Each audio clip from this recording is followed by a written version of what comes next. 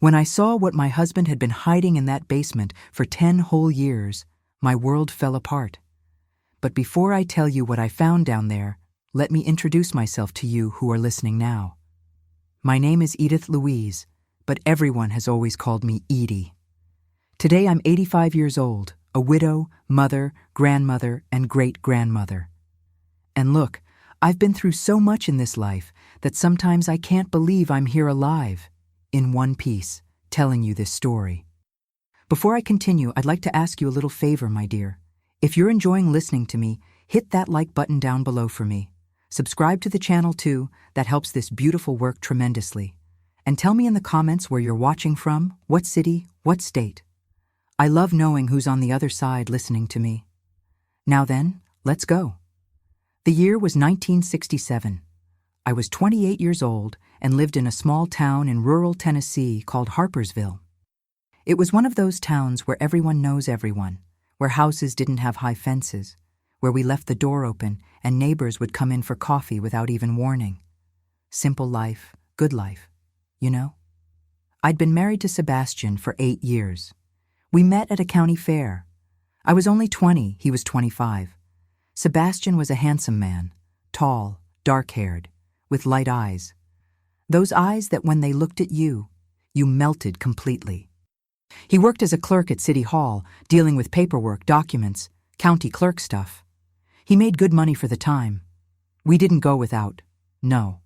Our little house was simple, but it was ours, you understand? It had 3 bedrooms, a living room, kitchen, bathroom in the back, a big yard full of chickens, and it had the basement. Ah, the basement. That basement I'm going to tell you about now that changed my life forever. Our house's basement was big, you see. It wasn't one of those tiny things, no. It was a whole room under the house, with a wooden staircase, high ceiling, well ventilated.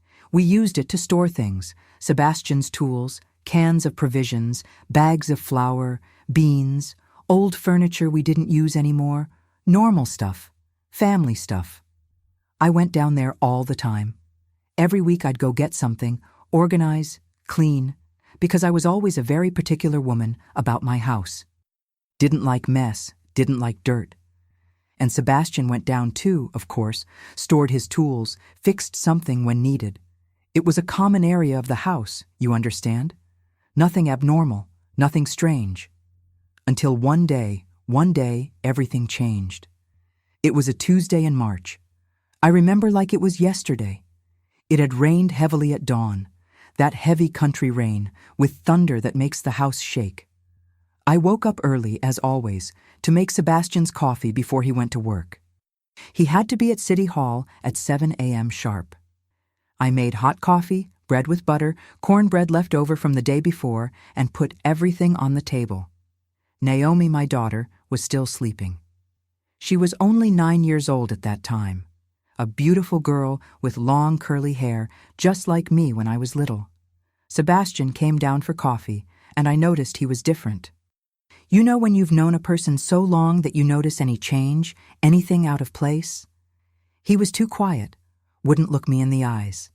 He ate quickly, drank his coffee almost without breathing, and kept drumming his fingers on the table, nervous.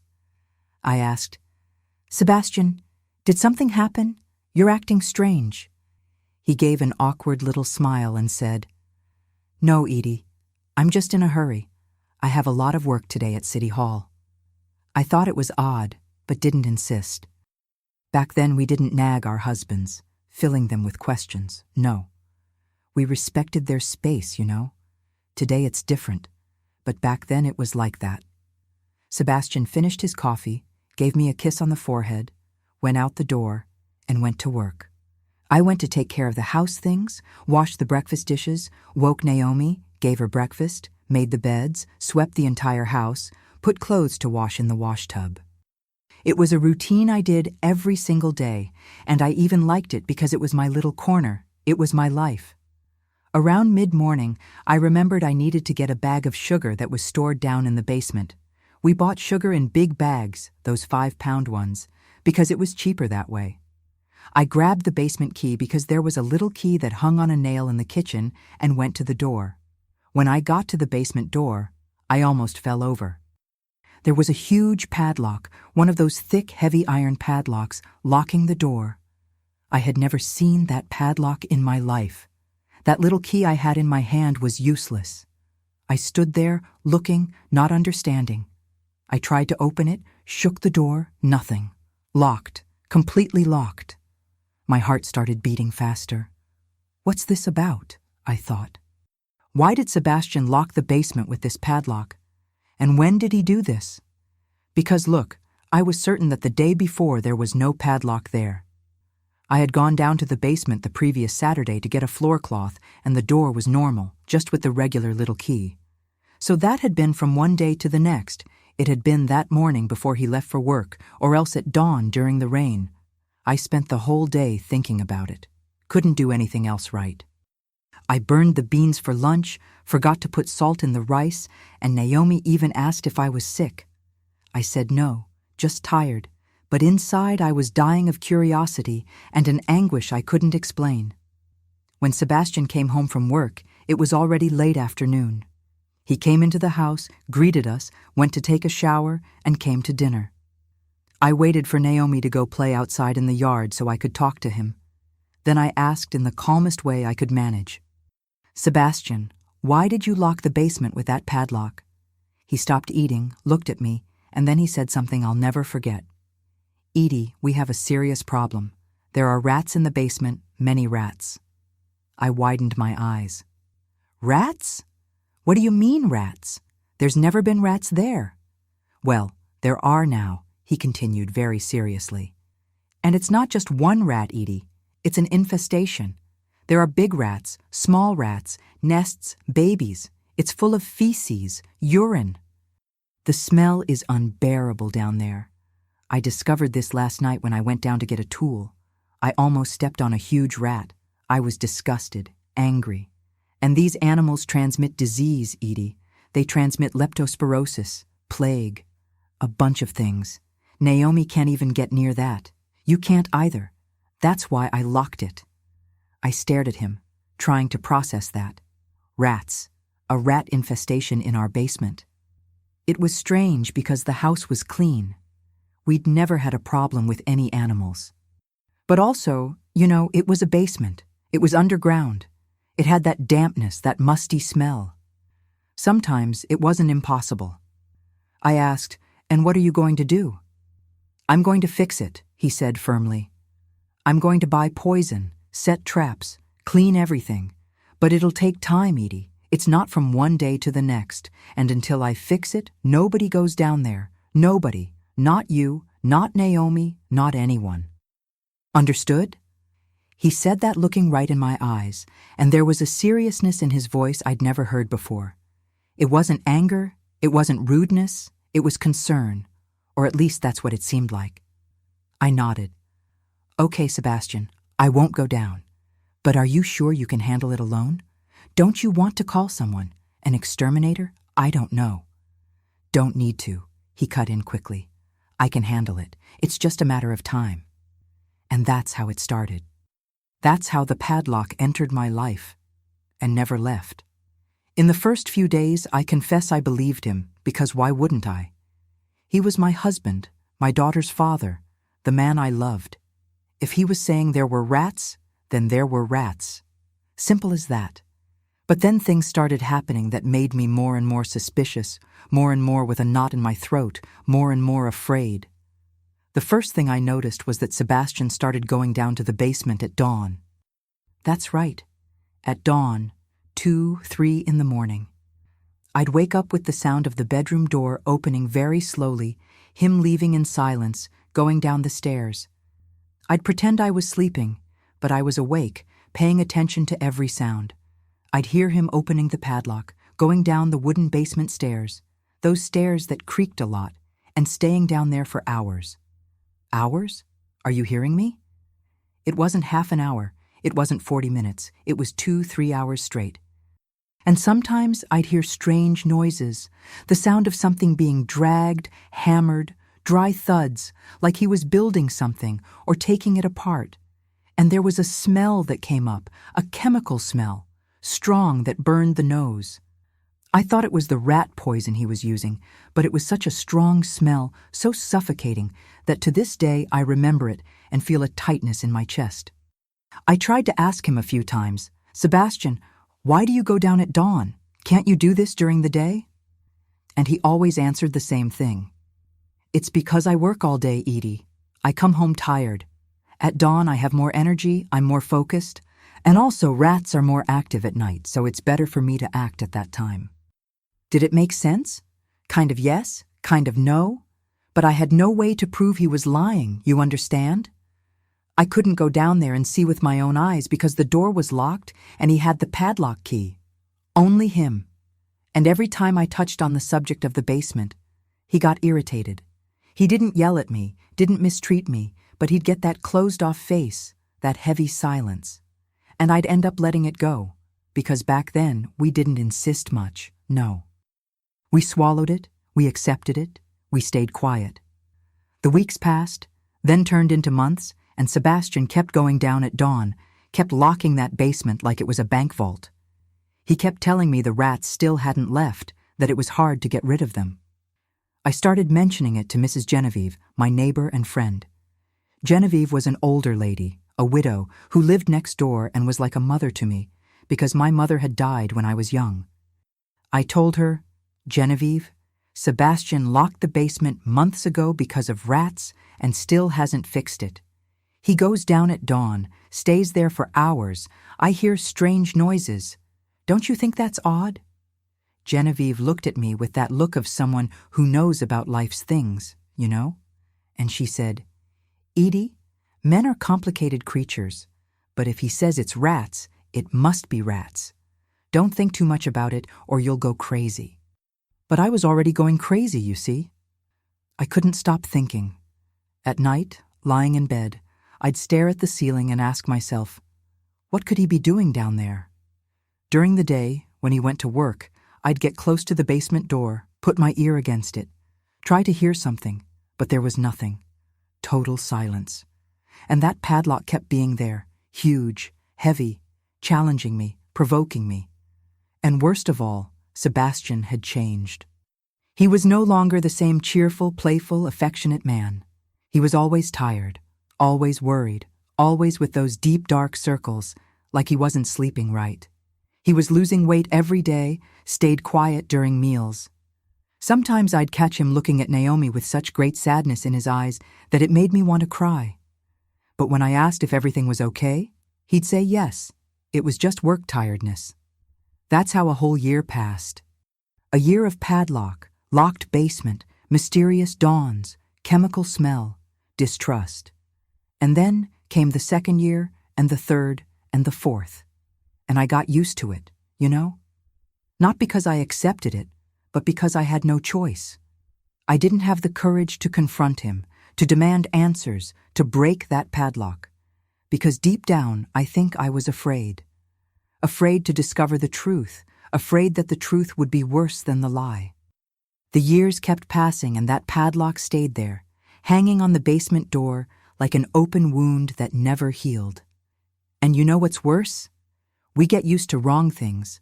We normalize what isn't normal. And that's what happened to me. I started living in that house as if that locked basement was the most common thing in the world.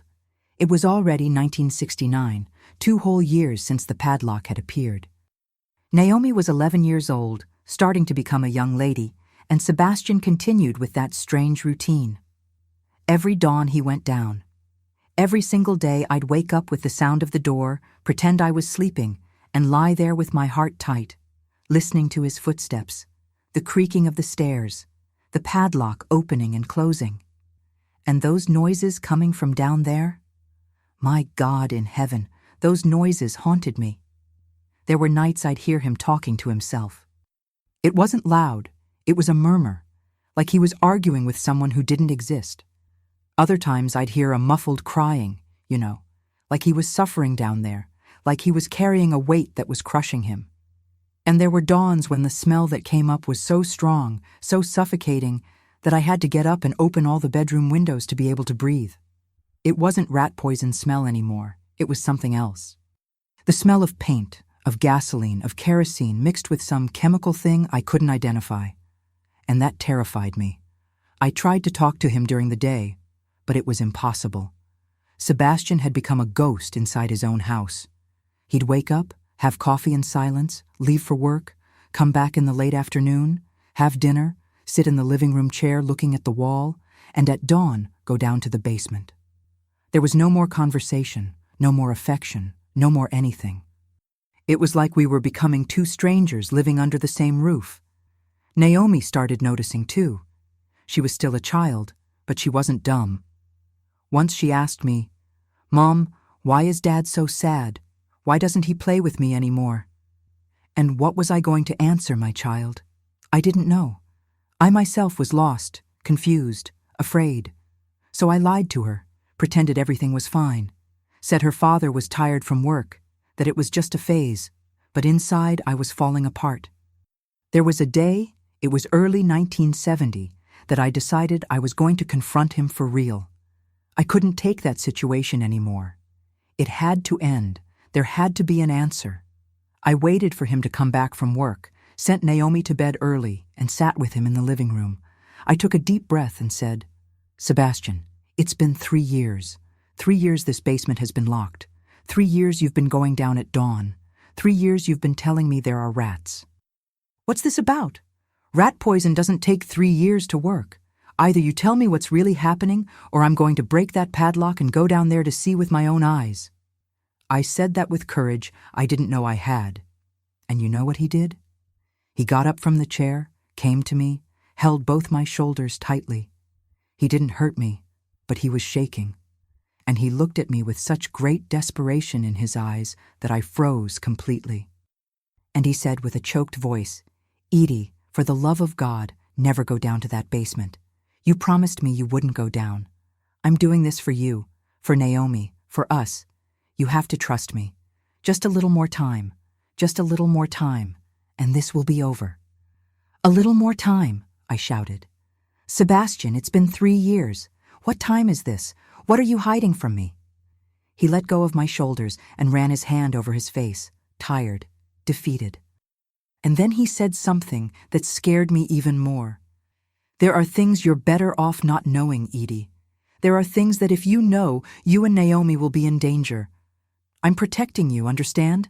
I'm protecting my family." Danger? What danger? What was he talking about? None of it made sense, but at the same time there was so much fear in his voice, so much sincerity in those tired eyes that I froze.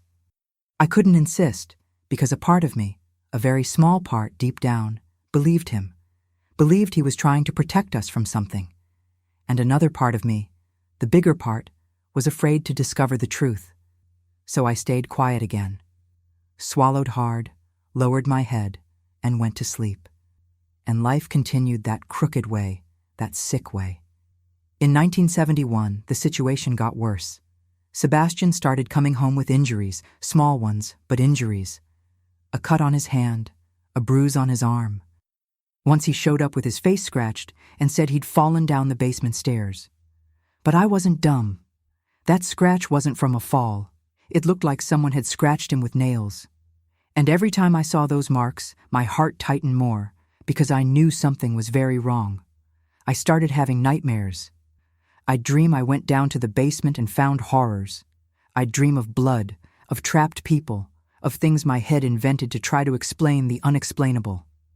I'd wake up sweating, shaking, and Sebastian wasn't beside me because he was down there in that damn basement. Mrs. Genevieve noticed I was unwell. One day she came to have coffee with me and said, "Edie, you look terrible. You're thin. You have dark circles. You look like someone who doesn't sleep. This can't go on like this. You need to take action." "What action, Genevieve?" I said, almost crying. "I don't know what to do. I don't know anything anymore." "Have you thought about calling the police?" she suggested. Police? Call the police on my own husband? What was I going to say? That he went down to the basement at dawn? That he'd locked the basement of his own house? That wasn't a crime. There was nothing to justify calling the police. Besides, Sebastian worked at City Hall, was respected in town, known to everyone. If I called the police and it was nothing, I'd be embarrassed. I'd tarnish his name. I'd destroy our family. I can't do that, I answered. I can't.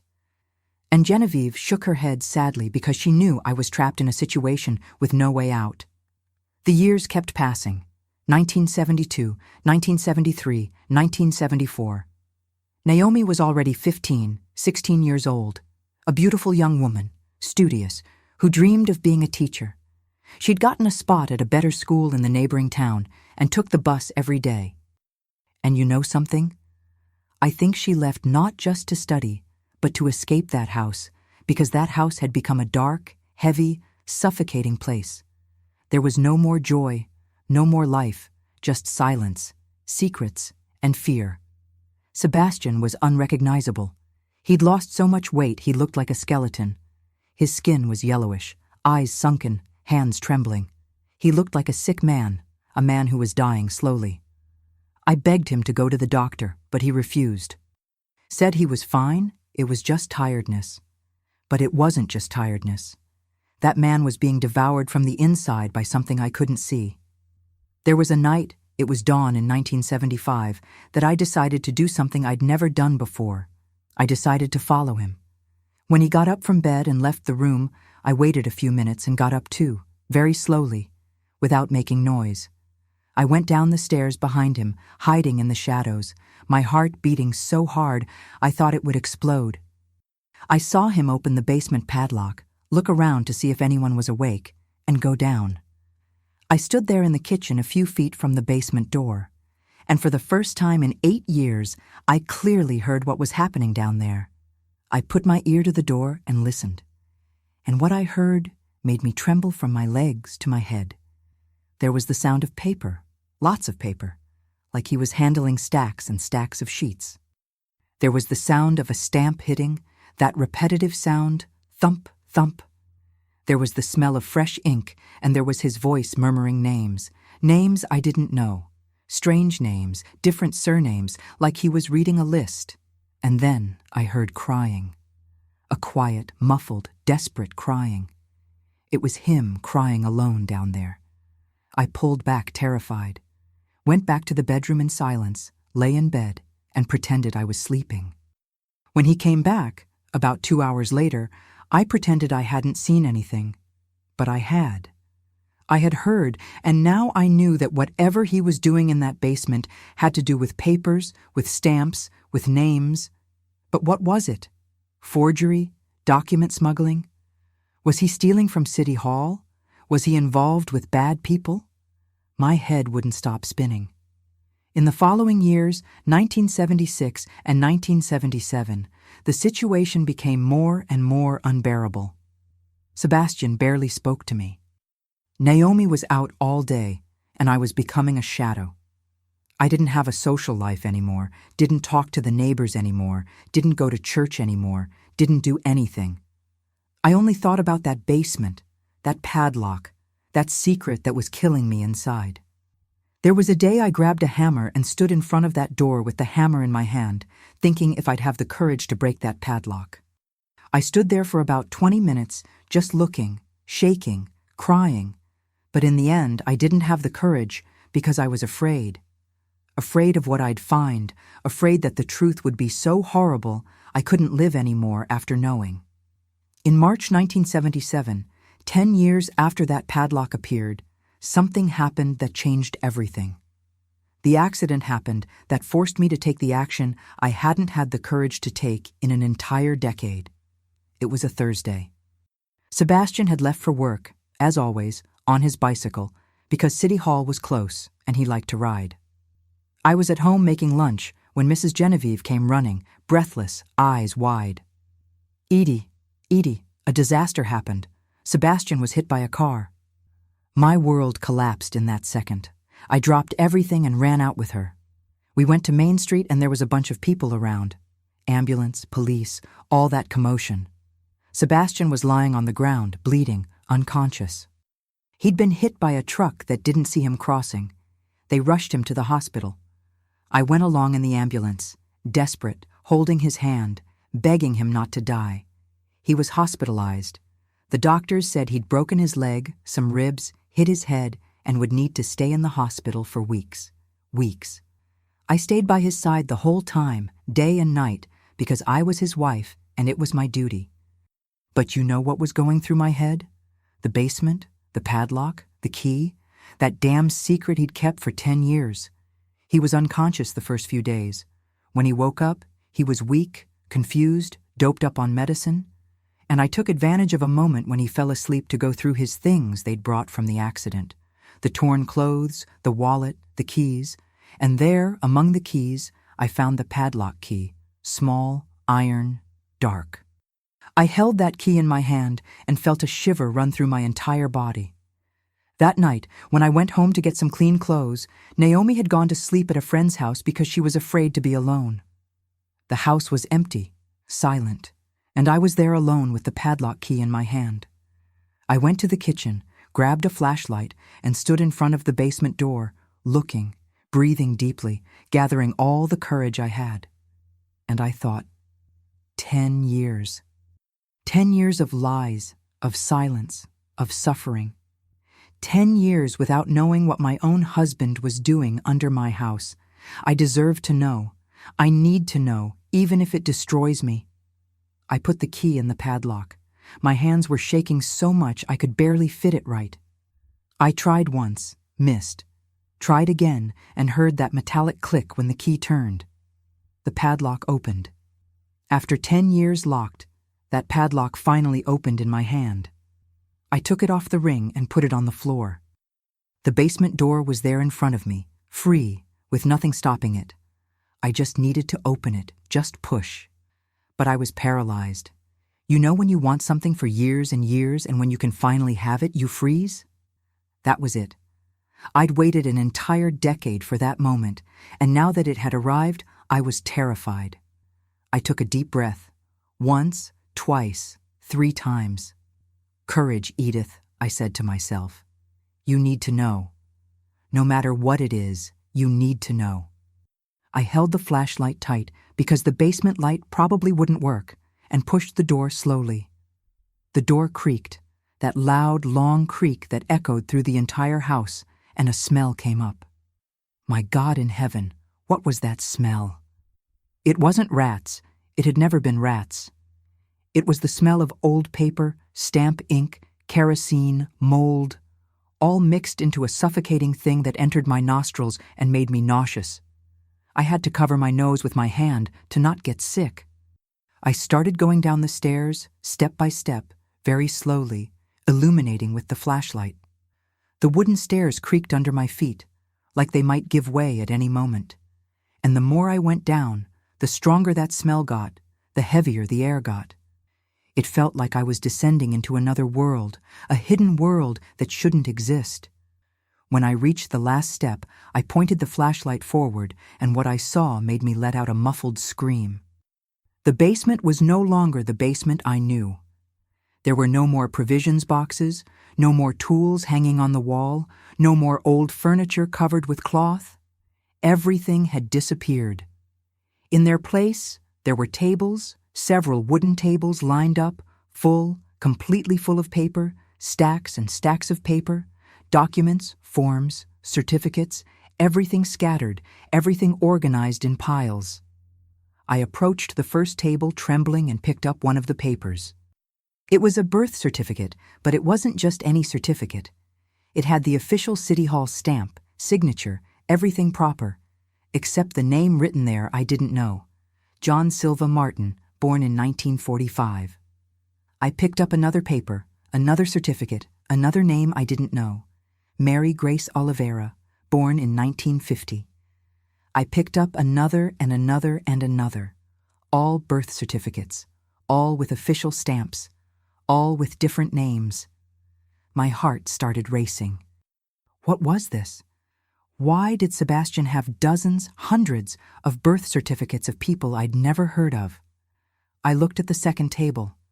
There were identity documents, stacks of them, some already filled out, others blank, waiting to be filled out. There were stamps, those official metal stamps, heavy ones, from the government, from City Hall, from the county clerk. How had he gotten those? He'd stolen them from work, made copies. I shined the light on the wall. There were photos pinned up, 4 photos of people, men, women, young, old, serious faces looking at the camera. Under each photo, there was a name written in pen, but they weren't common names. They were codes, nicknames, fake names. The Southerner, the teacher, the blacksmith, the widow. What did that mean? Who were these people? I walked a little more and saw a shelf full of cans. I opened one. Ink, stamp ink, printing ink. I opened another. Chemicals. I didn't know what they were, with faded labels, strong smell that burned. There were bottles, there were brushes, there were tiny tools, delicate ones, metal ones, like they were a jeweler's instruments. And in the corner of the basement, there was a suitcase, a large old leather suitcase, closed with a padlock too. I looked for the key but didn't find it. I tried to open it by force but couldn't. But I knew there was something important inside that suitcase. I felt it. I was in shock. All of that was so surreal, so absurd, that I couldn't process it. My husband, Sebastian, the man I loved, who I thought I knew, had turned our basement into what? Into a document forgery place. He was making fake documents. For whom? Why? I kept looking. There had to be something more. There had to be some explanation, because Sebastian wasn't a bad man. He wasn't a criminal. He wouldn't do this out of malice, wouldn't do this for money. There had to be something I hadn't seen yet. And that's when I saw the shoebox. It was hidden under one of the tables in the corner, like he'd tried to hide it as much as possible. I grabbed the box, put it on the table, opened it, and inside there were letters, many letters, yellowed envelopes, some opened, some still sealed. I grabbed the first letter, took it out of the envelope, and started reading with the flashlight. The handwriting was from another person, not Sebastian's.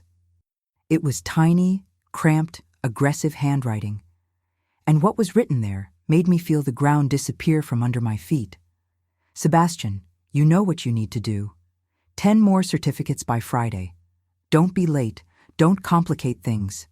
You know the consequences. Consequences? What consequences? I grabbed another letter, the same handwriting. Sebastian, the work is getting slow. You're testing our patience. Remember your daughter? Naomi, isn't it? What a beautiful girl. It would be a shame if something happened to her on the way to school. I dropped the letter like it had caught fire in my hand. My daughter, they had threatened my daughter, Naomi, my girl. I grabbed another letter desperately and read, Sebastian, don't try to run. Don't try to report. We have eyes everywhere. If you open your mouth, your family pays. You, Edith, Naomi, everyone. Keep doing the work properly and nobody gets hurt. Tears started running down my face. I couldn't stop reading. There were more letters, dozens of them, all with threats, all pressuring him, forcing him to do that dirty work. And at the bottom of the box, there was a different letter. It was from Sebastian, it was his handwriting, and it was written like it was a diary, like he'd needed to get out everything he was feeling. I read, Today marks 5 years this started. 5 years I've been a prisoner in my own house, in my own life. They caught me on a day I made a mistake at work, a small, silly mistake. I mixed up some certificates, signed some wrong documents, but they found out and blackmailed me. Said if I didn't do what they wanted, they'd report me, I'd lose my job, go to jail. At first, I thought it was just that, just make some documents and done, but it wasn't. They wanted more, always more. Fake certificates for criminals who needed to flee, new identities for people who were wanted. And when I tried to stop, when I said I wouldn't do it anymore, they threatened Naomi, my daughter, my girl, said they'd hurt her, said they'd do horrible things and I had no choice. I can't tell Edie. She'd be terrified. She'd want to go to the police. And if we go to the police, they'll kill my family. I know they will. So I continue. I go down every dawn, do the work, deliver the documents, and pray that one day this ends. But I'm tired. I'm dying inside. I can't carry this weight alone anymore. I collapsed. I sat on the floor of that filthy, stinking basement, holding that letter in my hands, and cried. I cried like I'd never cried in my life, because everything made sense now. Everything. The way he'd changed, the way he'd lost weight, the sad looks at Naomi, the dawns awake, the muffled crying I heard. He wasn't doing that out of malice. He wasn't betraying anyone. He wasn't involved in crime by choice. He was being forced. He was being threatened. He was protecting us. For 10 years I'd suspected him. I'd thought he was doing something wrong, something dirty. But the truth was, he was sacrificing himself. He was destroying himself piece by piece to keep us alive, to keep us safe. And I didn't know, I hadn't noticed, I hadn't helped him.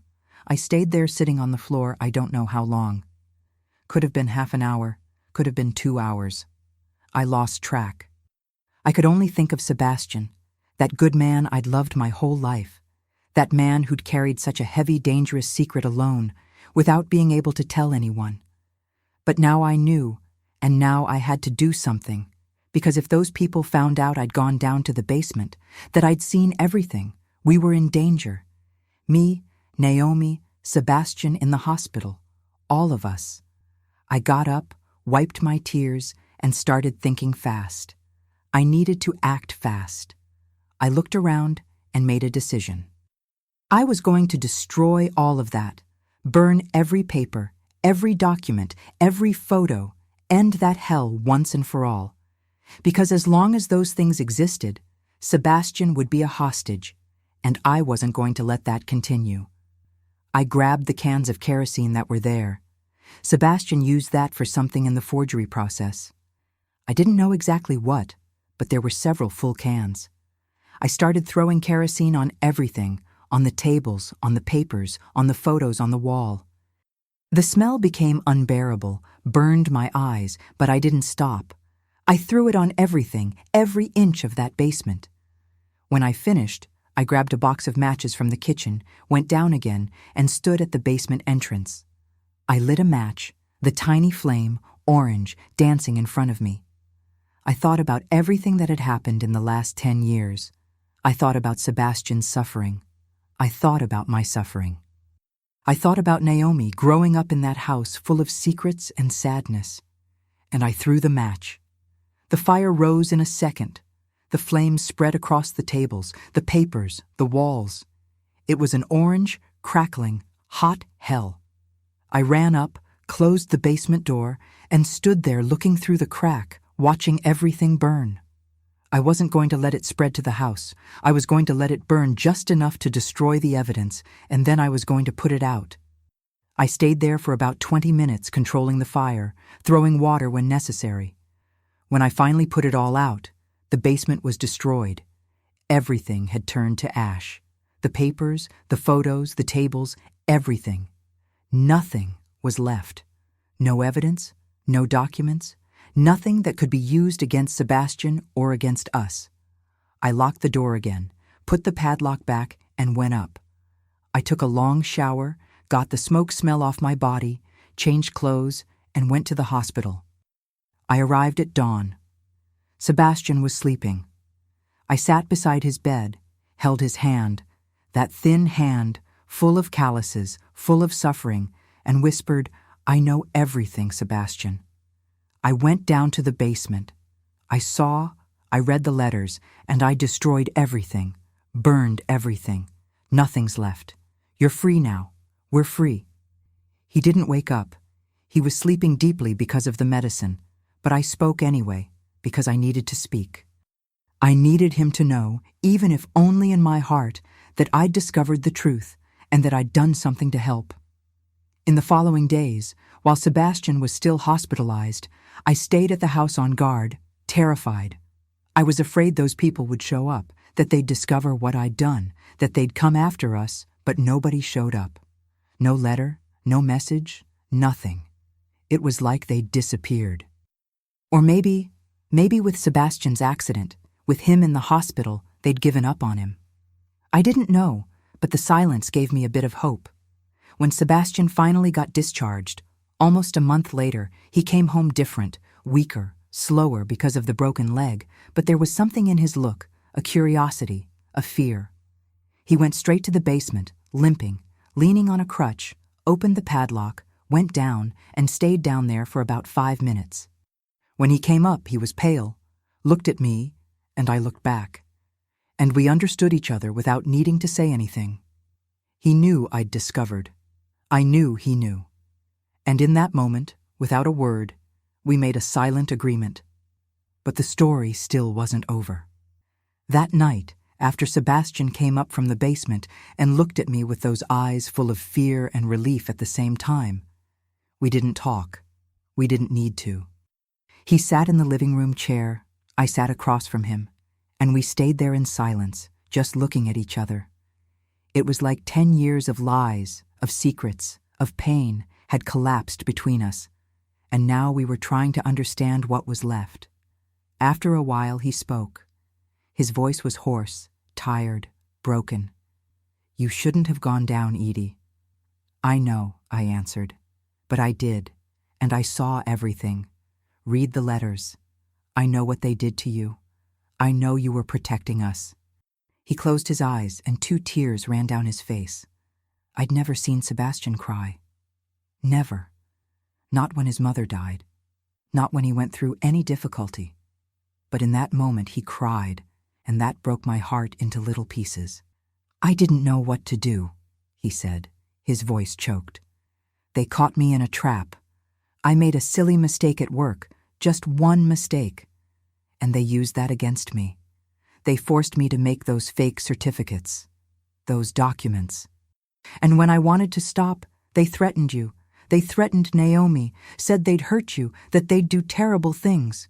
I couldn't let that happen. I preferred to die slowly than let something happen to you two." I got up, went to him, hugged that destroyed man who was my husband, and said in his ear, "You carried this alone for too long, but now I know, and now we're going to get out of this together." He clung to me like a scared child.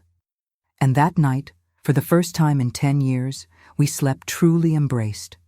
There were no more secrets, no more padlock, just us, 2 survivors of a silent war that nobody else knew existed. But the peace lasted little, very little.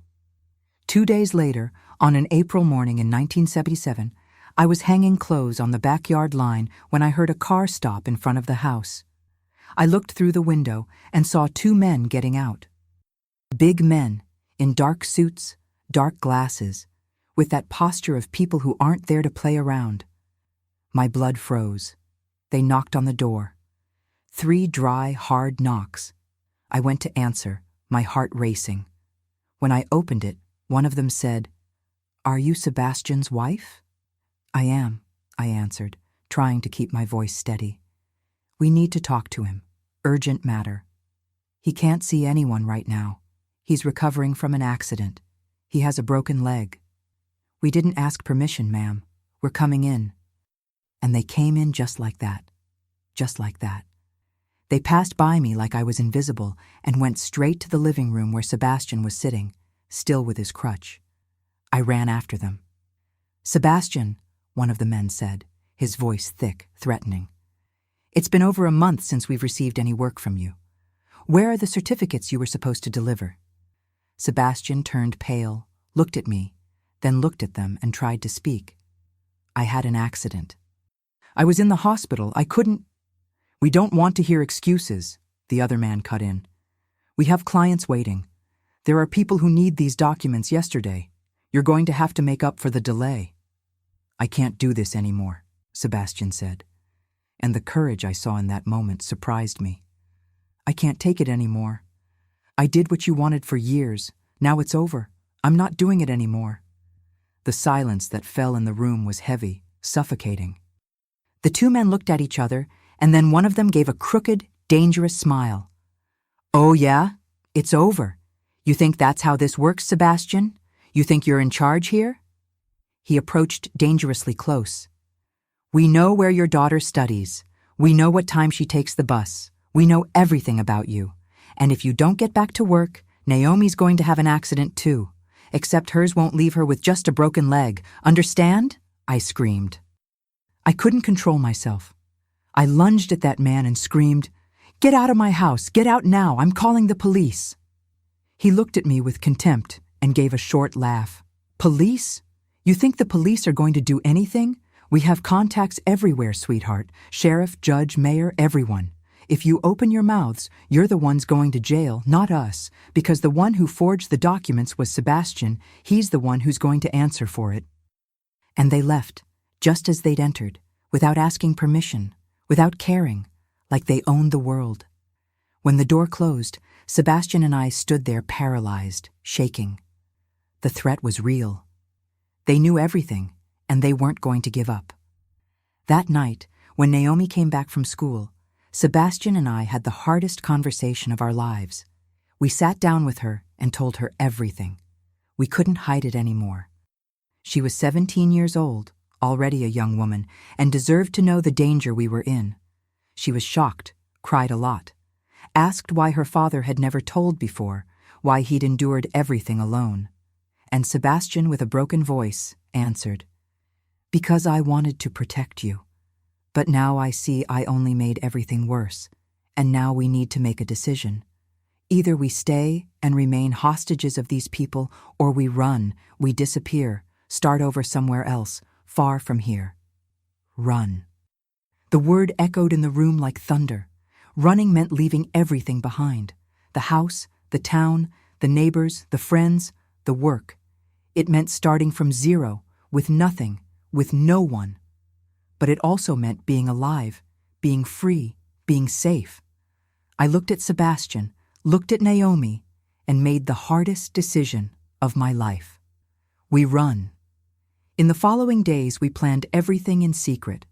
Sebastian quit his job at City Hall, made up some excuse that he was moving because of the accident recovery. I started selling the house things discreetly, to the neighbors, to whoever wanted to buy. Furniture, clothes, utensils. We needed money and couldn't raise suspicion. Mrs. Genevieve noticed something was wrong.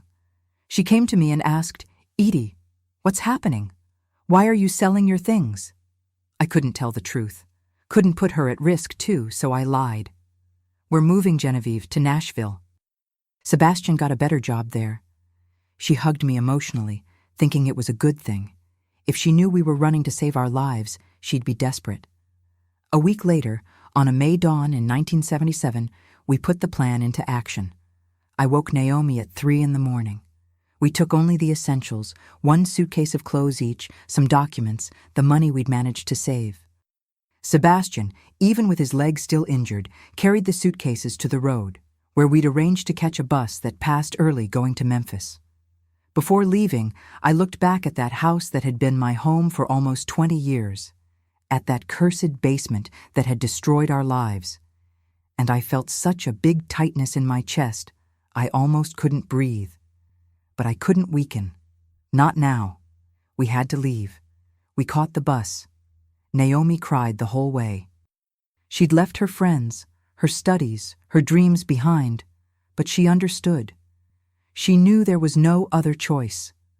Sebastian stayed the whole time looking out the window, tense, like he expected those men to appear at any moment. And I prayed for God to protect us, guide us, give us strength to start over. We arrived in Memphis early in the morning.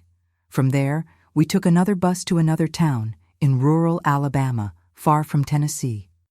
We didn't want to leave a trail, didn't want anyone to know where we were.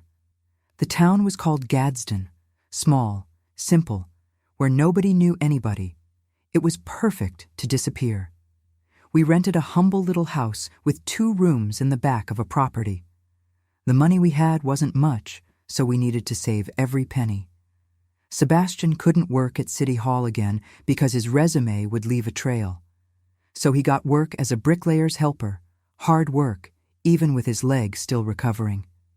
It hurt. He came home destroyed, but he didn't complain. Naomi managed to finish her studies at a local school, and I started doing house cleaning for people to help with expenses. Life was hard, much harder than it had been. We didn't have comfort, didn't have security, didn't have anything we had before, but we had something we hadn't had for 10 years: peace. We could sleep without fear. We could wake up without looking over our shoulders. We could live without that crushing weight of secrets and threats. The months passed. We adapted. Naomi made new friends. Sebastian got better from his leg. And I learned to live again, for real, without lies, without hiding anything. But I knew Sebastian was carrying enormous guilt. He felt responsible for everything that had happened, for having to run, for having to start from zero. And no matter how much I said it wasn't his fault, that he'd been a victim, he couldn't forgive himself. There was a night, it was already 1978, almost a year after the escape, that we were sitting in the little house's backyard looking at the stars. And Sebastian said, "Edie, I destroyed our life. I should have been stronger, should have faced those men from the beginning, should have gone to the police, no matter the consequences. But I was a coward, and now you and Naomi are paying for it." I held his hand and said, "You weren't a coward. You were a father protecting his daughter. You were a husband trying to keep the family safe. And yes, we lost a lot. We lost the house, the town, the life we knew, but we didn't lose what really matters. We didn't lose each other. We're alive, Sebastian. We're together, and that's what counts." He squeezed my hand, and I saw a tear run down his face. But this time it wasn't a tear of sadness. It was a tear of relief, of gratitude, of love. But even with this peace we'd conquered, there was something that was missing. Because no matter how much we'd run, no matter how much we'd started over, the shadow of those 10 years still hung over us. Sebastian had changed. He was no longer the same cheerful, playful, affectionate man. And I wasn't the same woman either. We had scars too deep, wounds that wouldn't heal easily. And that's why in 1980, 3 years after the escape, I made another difficult decision. I called Sebastian to talk and said, "We need some time apart. We need space to truly heal. I love you. I'll always love you. But I can't live with the weight of everything that happened anymore.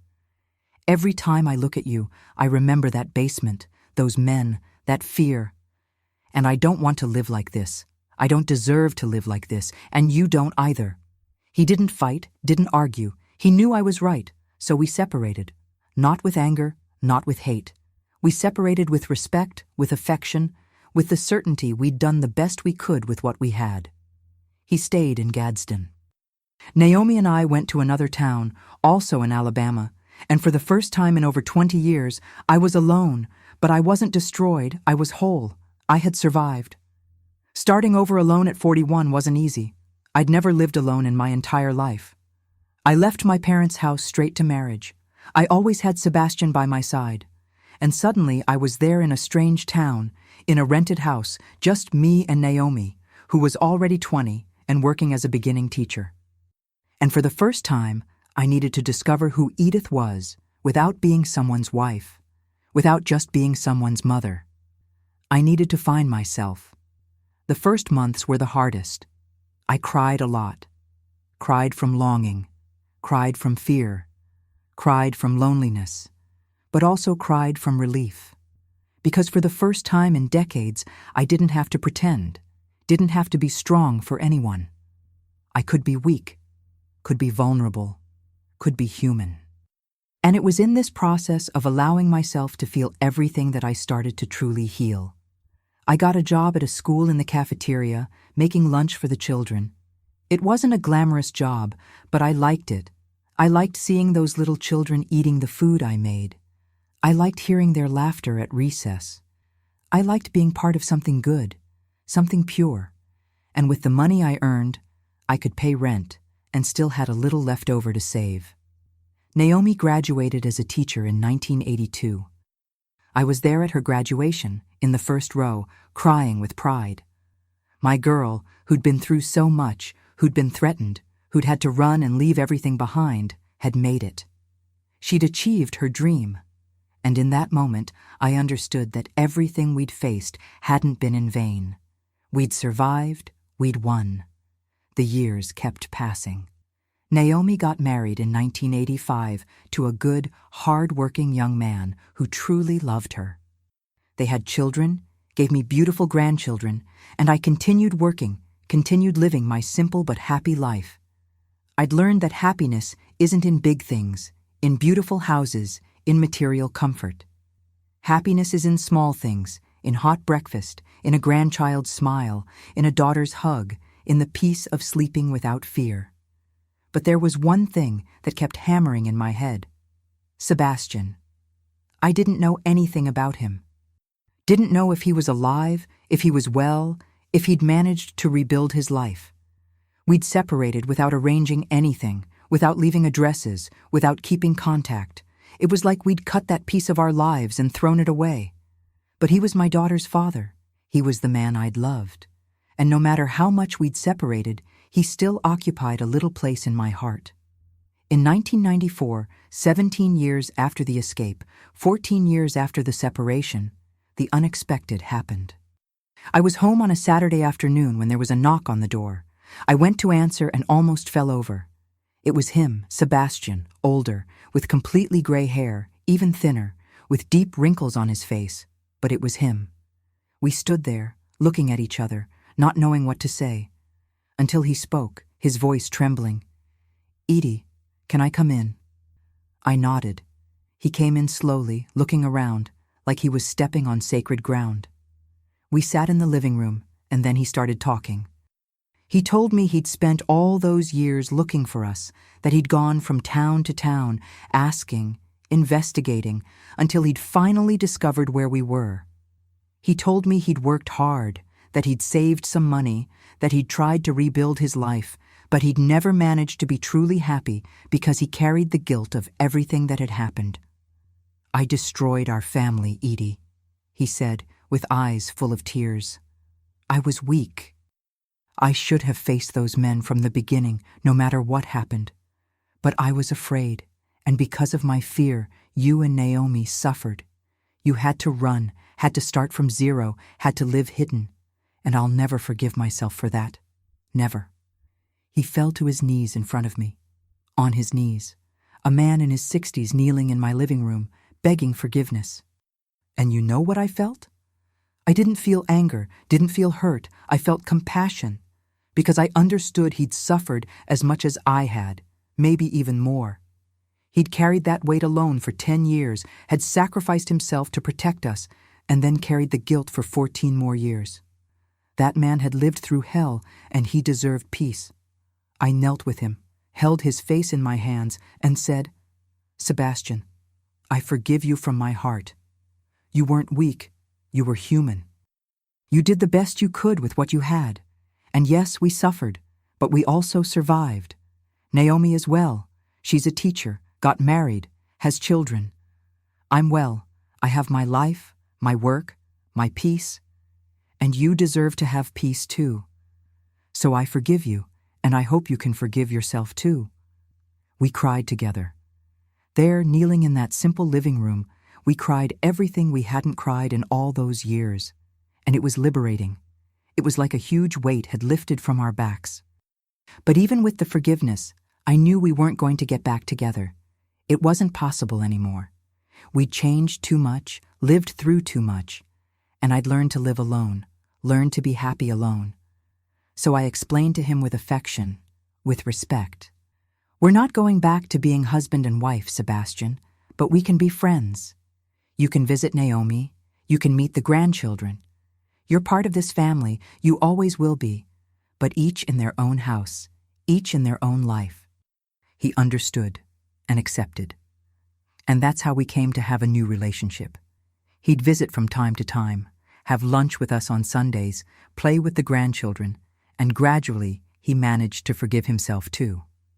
I saw in his eyes that guilt decreasing, that he was getting lighter, more at peace. Sebastian passed away in 2003, heart attack. It was quick, he didn't suffer. I was there at the wake holding Naomi's hand, looking at that coffin. And you know what I felt? Gratitude. Gratitude because even with everything we'd been through, we'd managed to make peace. We'd managed to end that story with love, with forgiveness, with dignity. Today, in 2024, I'm here at 85 years old. I'm a great-grandmother to 6 beautiful great-grandchildren. I live in a small but comfortable house that I managed to buy with my work. I don't have luxury, don't have wealth, but I have enough. And more importantly, I have peace. When I look back at everything I lived through, I don't feel anger anymore, don't feel hurt. I feel pride. Pride in having survived, pride in having raised my daughter alone and made her a good woman. Pride in having rebuilt my life after everything collapsed. Pride in having learned to forgive myself, to move forward. Many people ask me, Mrs. Edie, how did you manage? How did you endure all of that? And I answer, we're much stronger than we imagine. We have a strength inside us we don't even know exists until we need to use it. And when life knocks you down, you have two choices: stay there or get up. I chose to get up every time. No matter how much it hurt, no matter how impossible it seemed, I got up. Because I didn't do all that just for me. I did it for my daughter. I did it for my grandchildren. I did it to show we can start over. No matter the age, no matter the situation, we can always start over. And if you listening to me now are going through something difficult, through some dark moment in your life, I want to tell you, don't give up. Don't give up on yourself. Don't give up on your family. Don't give up on life. Because the storm passes. It always passes. And when it passes, you'll look back and see how strong you are, how capable you are, how much of a warrior you are. I spent 10 years living with fear, with secrets, with a padlock on my life. But when I had the courage to open that padlock, when I had the courage to face the truth, I freed myself. And you can also free yourself from what's holding you back, whether it's fear, whether it's trauma, whether it's hurt. You can free yourself and start over. Life isn't easy. It never was, never will be, but it's worth it. Every day, every struggle, every tear, every smile, it's all worth it. And I'm living proof of that. Thank you for listening to me all the way here. May God bless you wherever you are. And remember, you're stronger than you imagine. Don't forget to like the video and subscribe to the channel, The Grandma's Diary.